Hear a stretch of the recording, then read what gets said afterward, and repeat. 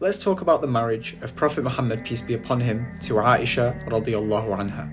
Now, if we want to have this conversation, we have to be fair. So let me set some foundations. In Western law, Richard II of England married Isabel of France 600 years ago when she was 7 years old. And whenever historians talk about this marriage, it's always about how amazing it was and how it brought peace between England and France. No mention of age, and the Prophet's marriage was more than double 600 years ago. In the Bible, Mary married Joseph when she was 12 and he was 90. Also in the Bible, Rebecca married Isaac when she was 3 years old. In Jewish law, according to Jacob Neusner's book, A History of Mishnaic Law of Purities, women are ready for marriage at 3 years and 1 day old. About 100 years ago in England, the age of consent was 12. Today in Japan, it's 13. Today in parts of Mexico, it's 12. You see, now that I've laid the foundations from both a secular perspective and a religious perspective, we can now be fair.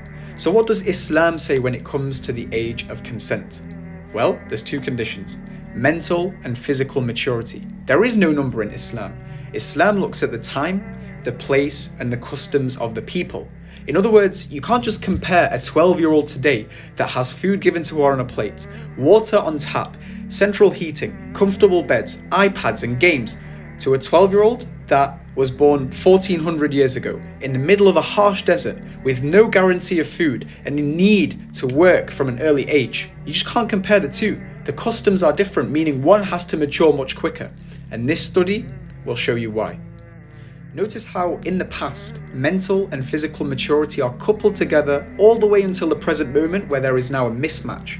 Why? Because of social complexity and nutritional overload. Take a screenshot. And finally, just know that for 13 centuries, not a single Islamophobe or critic of Islam raised this marriage of an issue. It's only in the last century that people have surfaced it because they're using the customs of today to explain the customs of yesterday, when we know that is not the case and history speaks for itself. So before you insult my prophet, be just and be fair.